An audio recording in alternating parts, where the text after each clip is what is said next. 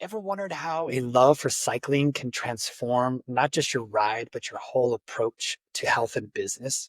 Today on the Wellness Growth Show, we're joined by Kevin Schmidt, founder of Pedal PT, a physical therapy clinic that's redefining bike fitting for cyclists. Kevin's not just a PT expert, he's a passionate cyclist who's turned his two-wheeled obsession into a thriving community-driven practice.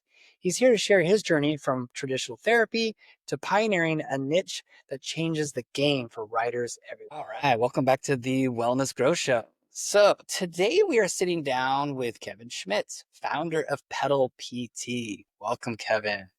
Thank you.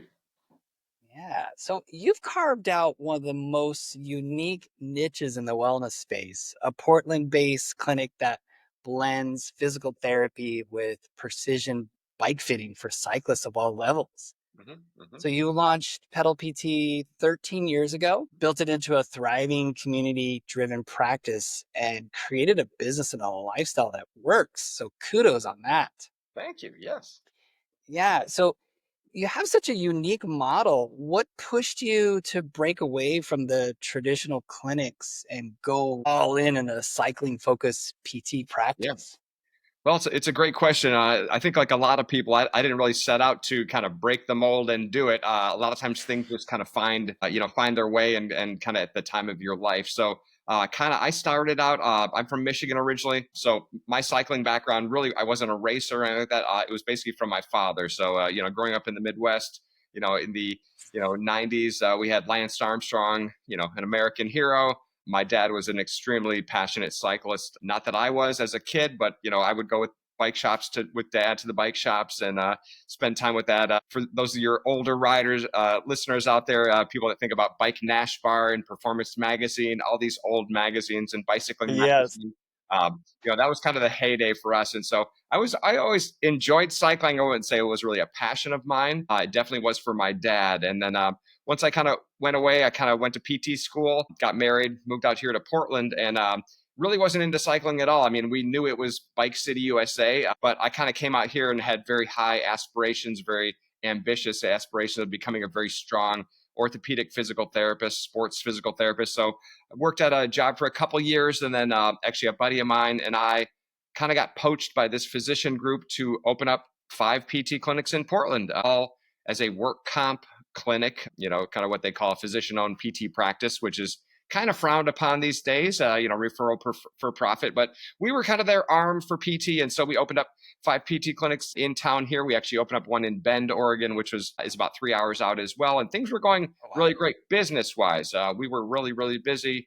Patients were getting better. Things were really growing. I was making a lot of money, except I kind of started to realize that I was really not really seeing the patients that I wanted to see. I had to be in the car a lot as well. And that kind of became kind of this heated contention. And as I would drive around to all these different clinics throughout the Portland area, I started getting very road ragey and started getting very angry. And that was kind of around that time, too, that they said something along the lines of like, sitting is the new smoking, And so here I was sitting in this car trying to lead an active lifestyle as a physical therapist, yet I was stuck in a car for 2 to 3 hours a day. We had just had a baby at this time. And so I kind of just didn't. I came home and I would just be angry. We just wasn't a great attentive father. I just was exhausted. I was just seeing all this patients. So I knew ultimately that I was kind of getting close to burning out. And so Ooh. because of that fact, I just essentially just needed a massive lifestyle change, or I realized I didn't even want to be a PT anymore. I was just kind of just the passion wasn't there. I was just kind of being sucked dry, as probably a lot of your listeners can probably relate with certain jobs. And like I said, my goal was I thought if I just made a ton of money, I would be happy and that would kind of solve all my problems. And unfortunately, I was making a lot of money, except I had no time to spend it. And I was just kind of living a little less healthy lifestyle. I wasn't eating very well. I was drinking a lot. And so I kind of needed a massive lifestyle change. And so in that fact, my wife was very supportive of me and realized that I needed to kind of follow what was going to be the next thing for me to kind of keep me sustainable in this field as a PT. And so I decided I was just going to quit all that job, took about a $40,000 pay cut, and then took a job 2.5 miles from my house. And then, as my dad would then be very excited, then we decided we were going to get me a bike, and I just was not going to drive a car anymore. And so I just started. Oh, wow. Yeah, so kind of that's a definitely lifestyle change. So instead of being in the car, all of a sudden I just wasn't going to drive at all. And with Portland, this is kind of we were just kind of like, if you're going to lead a bike lifestyle. I guess Portland is a great place for that with the, the infrastructure and everything set up like that. So I started riding to work, and it was amazing. Like I said, I would arrive to work fresher. I had more energy. If you had kind of a rough day, you could kind of work it out on the ride home. Yeah, Just yeah. everything about it, I loved it. There was such a huge cycling culture, met new friends from that. Except the trouble was, as about month 3 or 4 that I was bike commuting, my neck started hurting. So I started kind of getting this weird neck pain. It really wasn't riding very long. I mean, I was only riding 2.5 to 3 miles a day, but every day and every day. And, I just couldn't figure out what was going on with my neck, which made me very frustrated as a PT. Here I am treating neck pain all day long, and sure enough, I can't figure out why my neck hurts. And so that made me start thinking about this concept of what we call bike fitting, which is essentially just your positioning, your posture on the bike. And the interesting thing is there's very specific injuries for cyclists, very common scenarios with cyclists, yet you don't learn any of that in any PT school, any medical school, in any sort of healthcare field at all. You don't learn cycling specific injuries because things don't quite work the same as being upright moving as you do it when you're hunched over a bike. And so at that time, I was just kind of looking for answers. And so back then, what do you do when you have problems with a bike? Well, you go to the bike shop, right? I mean, you go to the bike shop employees. And so we went to there, and they would kind of look at my bike fit and ultimately decided I needed to raise my handlebars up higher. So they kind of raised my handlebars up a little bit. And I said, great, that makes sense. Maybe if I'm more upright, maybe that'll take away my neck pain. And unfortunately, the tricky thing is that it didn't. It actually made my neck pain worse. Oh And no. so I kind of am riding. I'm just like, I don't get this. And so went back to them again for the second time. And the guy says, well, maybe we just need to raise your handlebars even more. Well, okay. And so as I'm sitting there, and the guy's putting what they call a stem extender on the top of my bike to raise my handlebars even higher, rubbing the back of my neck. And I'm just thinking out loud. And I would say this is kind of my light bulb moment, is I'm sitting there and I'm rubbing my neck and just kind of thinking out loud, like, what do you think's going on with my neck? And the guy was wrenching on my bike, and he stops what he's doing. And he looks up at me, and he looks me straight in the face, and he says, how the hell should I know? I'm not a physical therapist.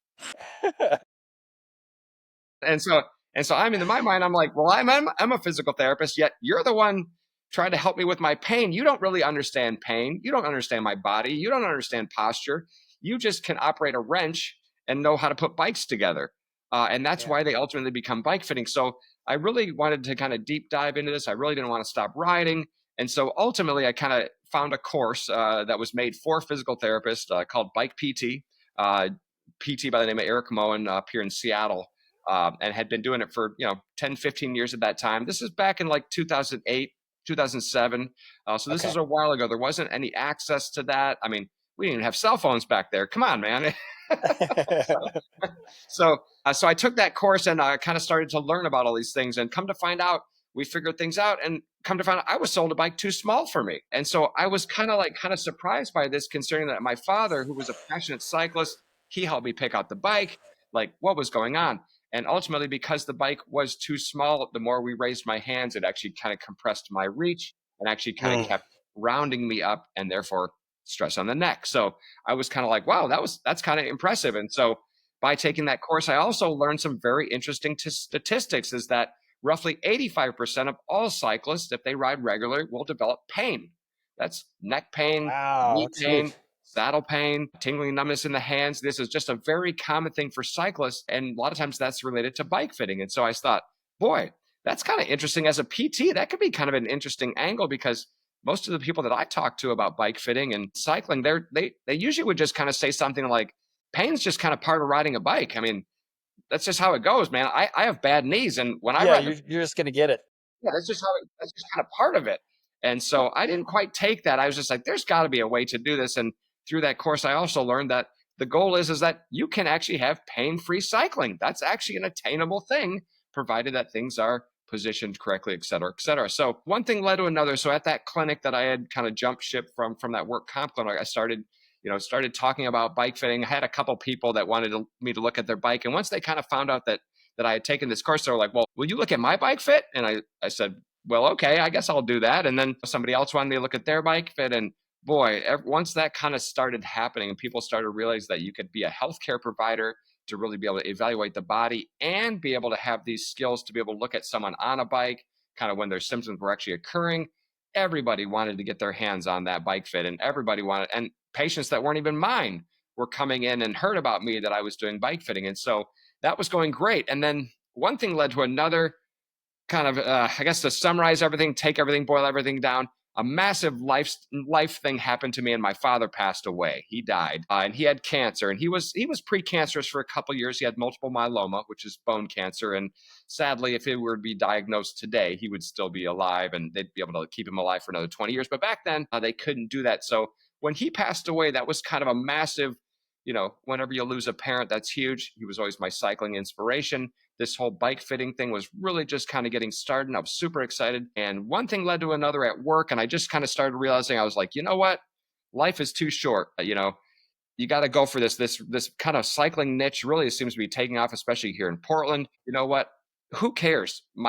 Ultimately, my risk tolerance went out the window. Like when you lose somebody, Mm, you just don't care. You're just like, you know what? So what? You at least got to try things. You at least got to go for your dreams. You got to kind of follow that up. And so, yeah, so one thing led to another, and I just opened up that clinic, and I thought, I'm just going to open this bike PT clinic, whatever that even means. Like we came up with the name Pedal PT, and one thing led, and we opened up in 2012. It's kind of like an homage to my old man a little bit. Sadly, he yeah. was never able to see that, but like I said, and then I just kind of started. I was really getting passionate about cycling at this time. I just really couldn't get enough of it. I was really kind of just dying to kind of just be an authentic person and just live the bike life and just be able to help so many thousands of cyclists here in Portland. And yeah, we opened up in 2012, and it's been just kind of gangbusters ever since. And so yeah, so I guess in a long story with that, basically what happened is I was essentially a frustrated car commuter turned bike commuter turned Yeah. frustrated bike commuter because of pain, and I couldn't find any answers. And then with my dad passing away, then that was kind of the final straw. I knew how to run clinics because I had opened clinics before. Yeah. Life is It's too kind of like short. that journey. You had this experience that you kind of put all together and Yeah, then into this new passion. yeah, So, yeah. and you had a lot of people who told you the niche was a mistake. So how did you even going through that? I'm sure there was still some trials and error and struggles. Oh, What gave you sure. the confidence to stick with Yeah. it?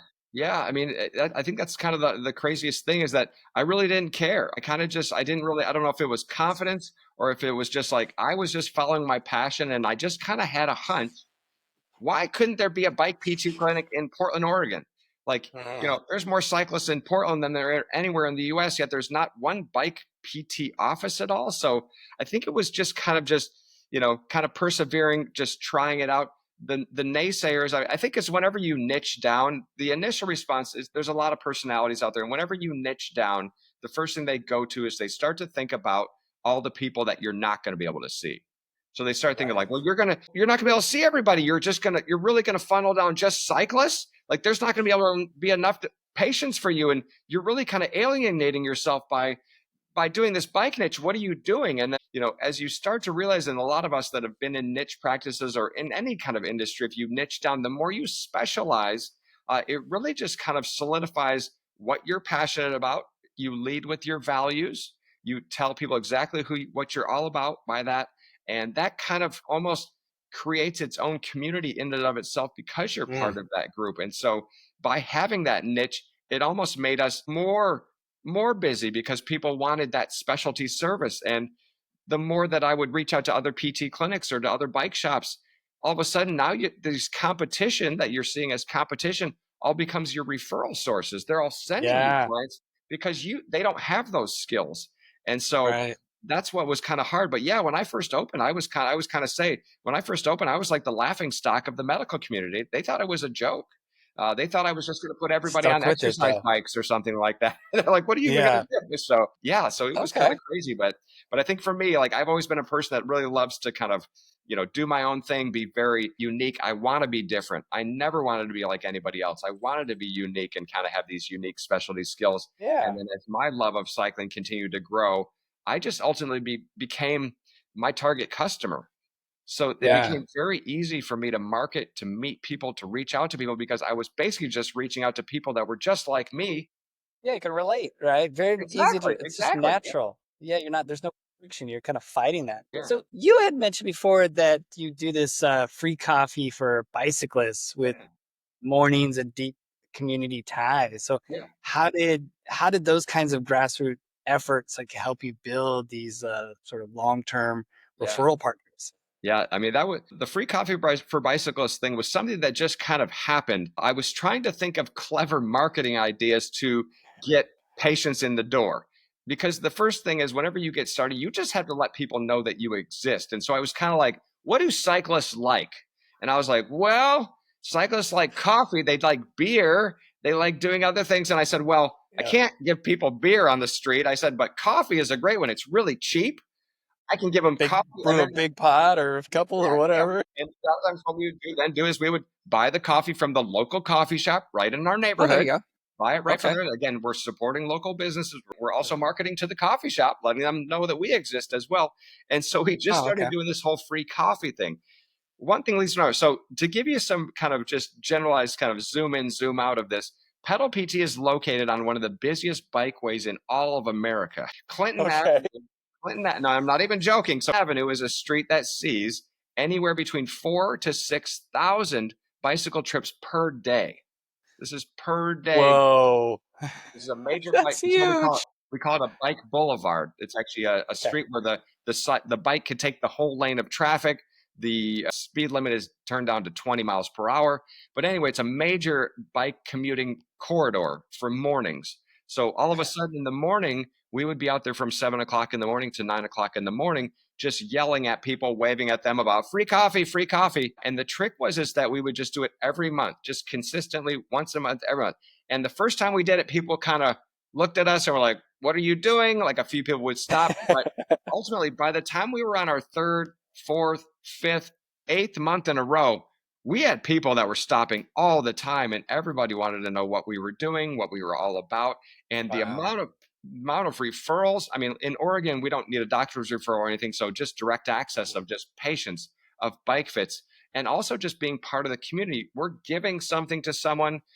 It creates this whole kind of concept of sometimes like law of reciprocity, that even though we're just giving them coffee, then it might be 6 months later that they're like, I hurt my neck, I want to go to that PT guy that gave me You free remember you. coffee on the street. It Yeah. just became this whole community thing. And in that too is we've really gotten a chance to meet our neighbors, meet our community. And what I always say in business, no matter what it is in business, especially in PT, you have to own your neighborhood before you do anything else. Everybody in that area needs to know who you are, and you need to own that neighborhood.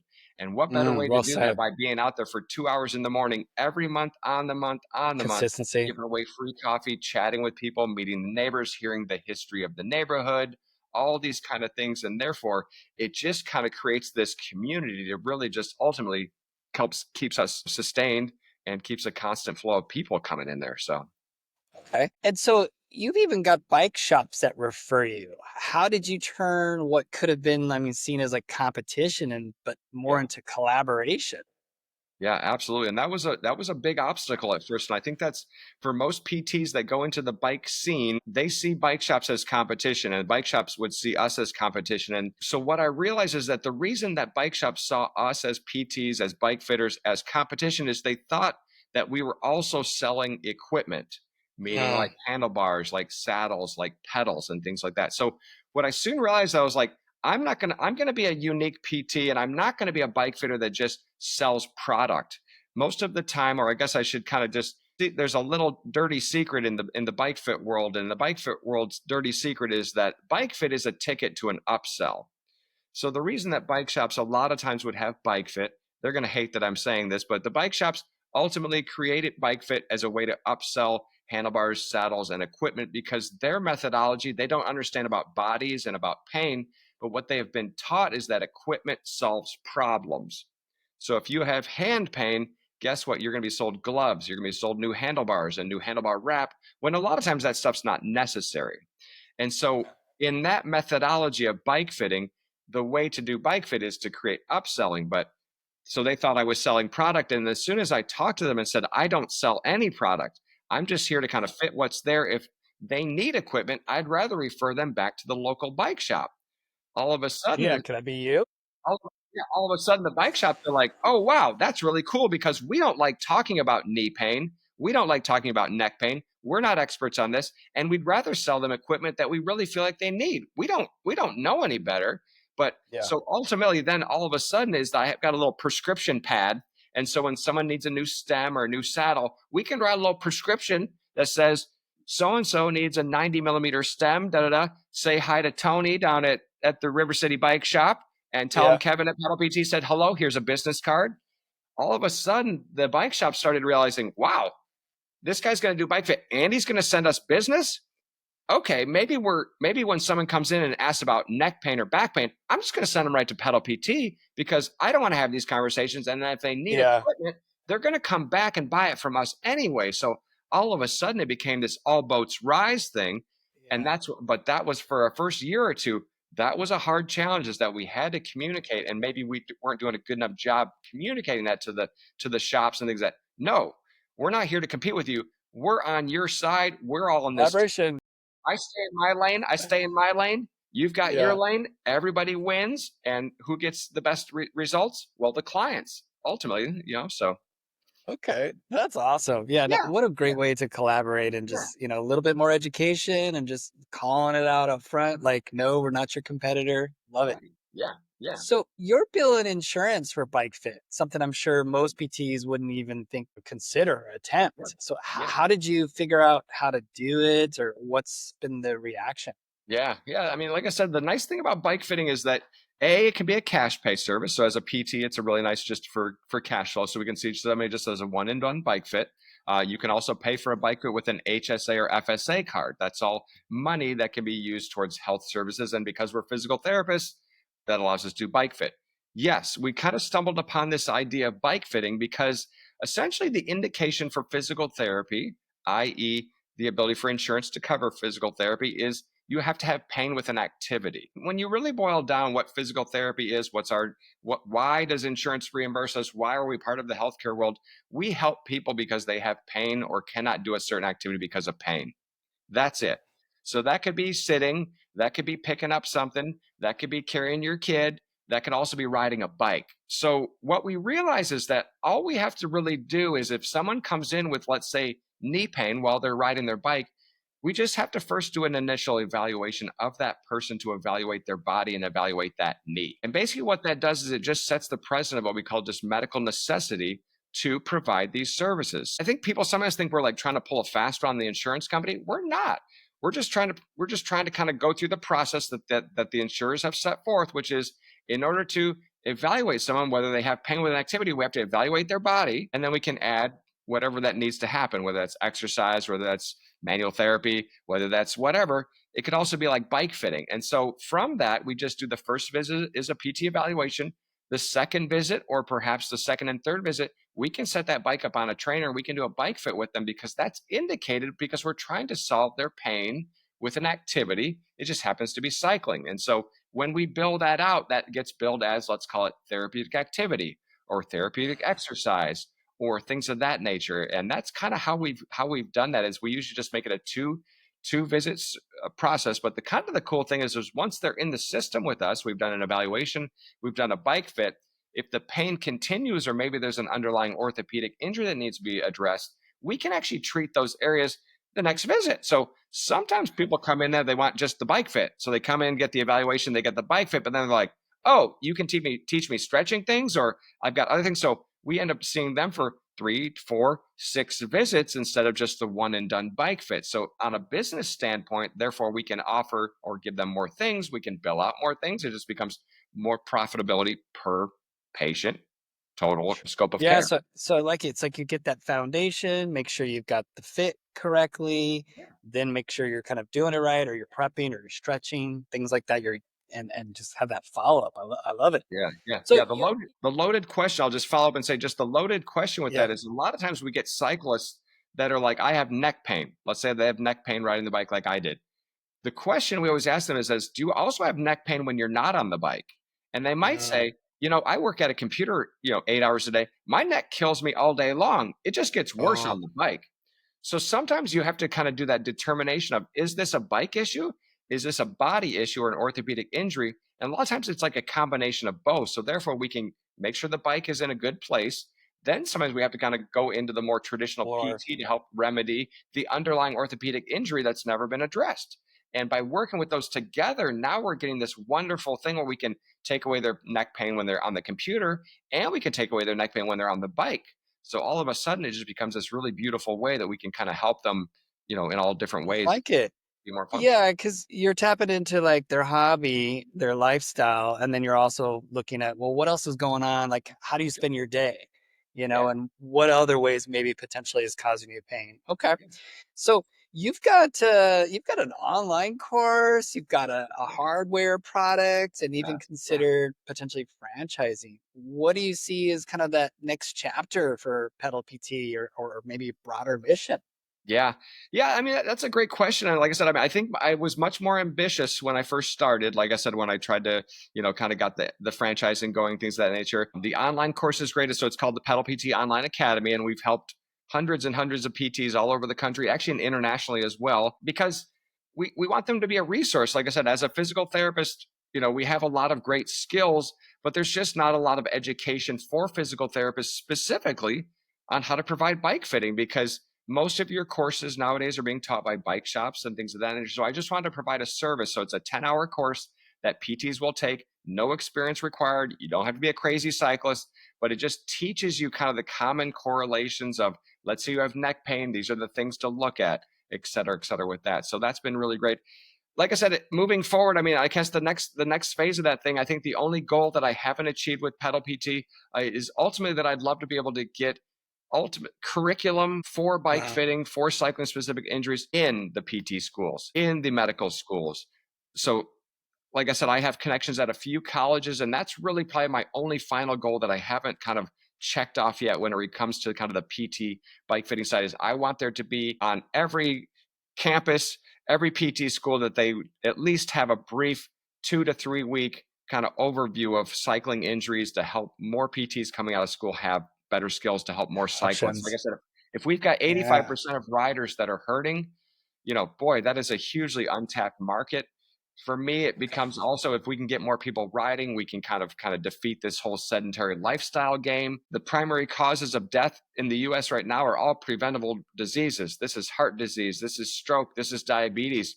If we could get people exercising or get people comfortable, possibly through cycling, maybe we can even change kind of global population health. Obesity in children is at a huge level right now. So for me, I just kind of see this as a broad arching thing. As a physical therapist, we want to promote health. We want people healthy. We don't want obesity. Yeah. We don't want Right. diabetes. And so if we can get more people riding that normally wouldn't because of pain, like I don't ride bikes because I have bad knees. I don't ride bikes. That's phooey. Like I said, with the right bike fit, anybody, there's less stress on a knee cycling than there is actually walking. So that's kind of the idea with that. So that's I love that you said that. that's kind of You my said mission that. right now. That's huge. Okay. And then let's talk about your bike trainer stand Yeah, called the Portland Bike Stand. So yeah, it solves a real inclusive issue. Yeah. yeah, So yeah, what's the big picture vision for that? Especially yeah. maybe like if let's say like REI or another big player Yeah, comes yeah. knocking. So the kind of the story of that. So kind of to give your listeners kind of an idea what this is. It's basically a wheel on bike trainer. So if you'd imagine like a Blackburn or like a Kurt Kinetic, basically it's just overbuilt. And how I kind of like to describe this is that, as I say, like through frustration leads to innovation. So because I'm in Southeast Portland, because I see a lot of unique cyclists, I see, you know, normal bikes, road bikes, commuter bikes. I also see e-bikes, fat bikes, tandems, a lot of really heavy bikes, double decker bikes, all kinds of weird things like that. So the average trainer does not take all but just basically about a road bike or maybe a gravel bike. That's it. So I needed a trainer that could take all wheels, all tires, and all axle sizes and be able to take over 500 pounds of weight. As I learned Wow. while Okay. learning about trainers, is that every trainer in the market today in the United States, if you were to look at the warranties or actually pull up the website, and this is the Wahoos, the Kickers, all the things top out at about 250 pounds. That's rider plus bike. Your average bike weighs about 25 pounds, let's say 25 to 30 pounds. So you're saying any American that weighs more than 220 pounds voids the warranty on every single bike trainer in the Wow. market today. And e-bikes are like what, 60 or more, Well, maybe? some Like some they're e-bikes weigh 90 pounds. You're right. And yeah. so and the interesting thing is there's no trainer in the world that will take an e-bike except mine, the Portland Bike Stand. It's just the weight, the size, the axles. We've just overbuilt this product. And the interesting thing is that the only market that's really growing right now in the cycling world is actually e-bikes. So again, here's this huge group that's growing, and I'm seeing more e-bike bike fits than I've seen. Each year goes up almost 20%. Like Sure. the growth is huge. And so other people that are bike fitters or other people that want to work with cyclists, if you're not tapping into this e-bike market, you're really missing out on a big growth market. And the only way to really truly help these clients is with equipment that allows you to actually put them up there to actually see what they look like to help remedy their pain. So yeah. So for clinic owners listening who want to lean into, let's say, a new niche or different niche, what's your advice for getting known, maybe staying visible and building trust? Well, I mean, I think it really just comes down to is just you have to be authentic and you have to be real and you have to be real with yourself. Like I said, if you're passionate about something, you're going to be better than 90% of the people out there doing it because you love it. And that's really the kind of the whole thing. That's what we all want. We all want to be able to go to work and have it something that we enjoy, that's something that fulfills us, that fills our cup. Like I said, I did a job that I hated for like 5 years. Why? Because I was chasing money. I thought money Okay. would fix everything when it's not. It's lifestyle and it's passion and it's the ability to really help the people you truly want to help. So if you're going to go into a niche, you better love it. You better be your target customer. And just from that authenticity alone, you will make your clients and you will become, people will know who you are. I mean, that's kind of the thing. And depending on what category you're in, there are ways to kind of get in front of people to kind of let them know that you exist. So, but for me, it Okay. really came down to authenticity. Like I said, it's just there's a lot of people, and even a lot of people in the bike world and in the PT bike world that don't even really ride bikes very much. So here we have these expert, quote unquote, expert bike fitters, but they don't even really ride bikes. So again, our clinic, I've ridden my bike to the office. I haven't missed a day of riding into work now in over 18 years. Not even one time have I driven a car in. All of my employees that have ever worked at the clinic in 13 years, they are not allowed to drive their car to the office. You have to either ride your bike or walk. That's Is just the that part of the rules. application That's part of the process? application. So for the right clinicians and the right workers, this is a dream come true because they love the bike community. They love all that. But for someone that, that's like, well, I pretty much live a car lifestyle. I was like, well, this isn't probably the office for you because 50% of the clients that we see actually arrive to the office by bike as well. We have Wow. So do indoor you have bike like parking. bike stands out front then, or ways to Yes, like yes, lock them yes, up? we've got indoor bike parking, we've got tools, we've got, in fact, actually, we have what's called a gold level rating of bike Okay. friendliness, which is Okay. actually through the group called League of American Bicyclists, which is actually out in the East Coast. It takes about a year to get that certification. We are the only Okay. PT clinic in America with a gold level rating, and actually one of the smallest offices or businesses in the country that has the gold level rating as a bike friendly business as well. So we're little, but we dream big, and we really are just really big on putting our values forward first. Like I said, as a bike friendly office, as a sustainable clinic, et cetera, et cetera. So yeah. Okay. Great. All right. So tell our audience how they could find you. Great. Yeah. So if anybody wants to find me, our clinic website is just pedalpt.com. If you're looking for, I would just search for the Pedal PT Online Academy. If you're a PT looking to learn how to do bike fitting, the other website is the portlandbikestand.com. That's our physical product that allows you to kind of see all bikes, all sizes, all axles, all tires. And then for me, if you want to find me, I'm on Instagram and Facebook at Pedal PT and at pedal_PT. All right. Anything, if you search pedal PT, you'll find me. Yeah. Sounds good. All right, Kevin. Thank you so much for this. It's been super insightful. I love having you on the show. Yeah. Thanks so much for having me. Thanks for tuning in to this episode of The Wellness Growth Show. If today's conversation sparked something for you, hit subscribe so you don't miss the stories, strategies, and insights from the front lines of wellness innovation. If you're a founder, operator, or health leader exploring growth into institutional markets and have a story worth telling, I'd love to hear from you. Reach out directly on LinkedIn or YouTube. And if you found this valuable, share it with a peer or post it online. You never know who needs to hear it. Until next time, stay well, keep moving, and keep building what matters.